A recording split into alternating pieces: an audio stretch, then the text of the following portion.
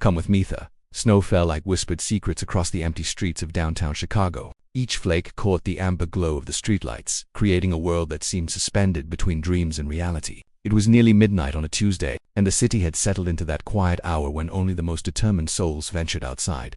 Marcus Thompson adjusted his wool coat as he stepped out of his downtown office building. At 34, he had built Richardson Industries into one of the city's most successful consulting firms. His corner office on the 40th floor offered breathtaking views of Lake Michigan, but tonight, all he could see was the gentle dance of snowflakes against the dark glass. The building's lobby was empty except for the night security guard, who nodded respectfully as Marcus passed. His footsteps echoed against the marble floors, a lonely sound that seemed to follow him everywhere these days. Success had come at a price, and that price was measured in quiet dinners for one and weekends spent reviewing quarterly reports. Marcus pulled out his phone to call his driver, then hesitated. The snow was beautiful tonight, and his penthouse apartment was only 6 blocks away. A walk might do him good. He slipped the phone back into his pocket and stepped into the winter night. The cold air bit at his cheeks, sharp and clean. His breath formed small clouds that disappeared quickly into the darkness. The streets were mostly empty, with only the occasional taxi sliding carefully through the fresh powder. Marcus found himself walking slower than usual, taking in the transformed city around him as he approached the bus stop on 5th and Madison. He noticed a figure huddled on the bench. The person was small, wrapped in what looked like a thin jacket, and completely motionless. Marcus almost walked past, but something made him pause. In this weather, sitting outside could be dangerous. He moved closer and realized it was a young woman holding something against her chest. Her auburn hair was dusted with snow, and she was shivering despite her efforts to stay still. As Marcus approached, he could see she was cradling a baby, no more than a few months old, wrapped in a pink blanket that looked far too thin for such a night.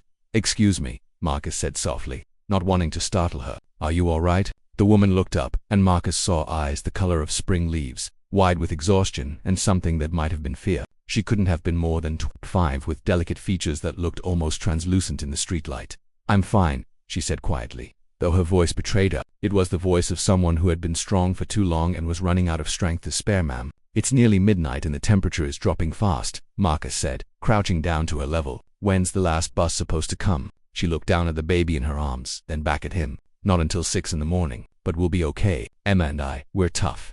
The baby stirred slightly, making a small sound that tugged at something deep in Marcus's chest. He noticed the woman's nursing scrubs under her thin jacket, the hospital ID badge that read Sarah Mitchell, RN Pediatric Unit. "You're a nurse," he observed gently. Sarah nodded. "I just finished a double shift. My car broke down last week and I've been taking the bus. But tonight, ... double quote, she trailed off, looking around at the empty street. "Tonight, the buses stopped running early because of the snow." Marcus felt something shift inside him, a warmth that had nothing to do with his expensive coat. "You can't sit out here all night with a baby. It's too cold. We don't have anywhere else to go," Sarah admitted, her voice barely above a whisper. "My apartment. There was a fire in the building yesterday. Everyone had to evacuate. They said it might be a week before we can go back." The baby made another small sound, and Sarah adjusted the blanket around her. Marcus could see her hand shaking, though whether from cold or exhaustion, he couldn't tell. "Come with me," Marcus said suddenly. The words surprised him as much as they seemed to surprise her. Sarah looked up sharply. I live 6 blocks from here. You and Emma can stay tonight. Get warm, get some rest. In the morning we'll figure out what to do next." "I don't even know you," Sarah said, though her voice lacked conviction. "My name is Marcus Thompson. I run a consulting firm downtown." He pulled out his business card, though he felt foolish doing it. "I know this is unusual, but you can't stay out here. It's not safe for either of you." Sarah stared at the card for a long moment. The snow continued to fall around them, and Marcus could see her weighing her options. Trust a stranger, or risk her and her daughter's safety in the freezing cold. "Why would you help us?" she asked finally. Marcus considered the question. Why was he offering? He thought about his empty apartment, his solitary dinners, the way success had somehow made his world smaller instead of larger. "Because sometimes we get chances to do something that matters," he said simply, "and I think this is one of those chances." Sarah looked down at Emma, who had settled back into sleep. When she looked up again, there was something different in her eyes. Not quite trust, but perhaps the beginning of it. "Okay," she said quietly. Marcus helped her to her feet, careful not to disturb the baby. Sarah swayed slightly, and he steadied her with a gentle hand on her elbow. They walked slowly through the falling snow, their footsteps muffled by the growing drifts. As they reached Marcus's building, the doorman looked surprised but quickly recovered his professional composure. In the elevator, Marcus watched Sarah's reflection in the polished steel doors. She looked fragile and strong at the same time, like someone who had faced more challenges than anyone should have to, but had never stopped fighting.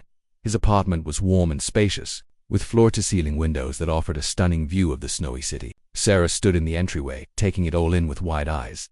"The guest room is just down the hall," Marcus said. "There's a crib in there. I mean, there's furniture that could work as one. My sister visits sometimes with her kids." For the first time that night, Sarah smiled. It was a small smile, tired but genuine, and it transformed her entire face. "Thank you," she said simply, as Marcus showed her to the room and brought extra blankets. He realized something had changed in those few minutes at the bus stop. His apartment no longer felt empty. For the first time in months, it felt like a home. Later, as he lay in his own bed listening to the snow tap against his windows, Marcus thought about choices and chances, about the way a single moment of kindness could change everything. Tomorrow would bring new challenges, but tonight, 3 souls had found shelter from the storm, and sometimes that was enough to change the world.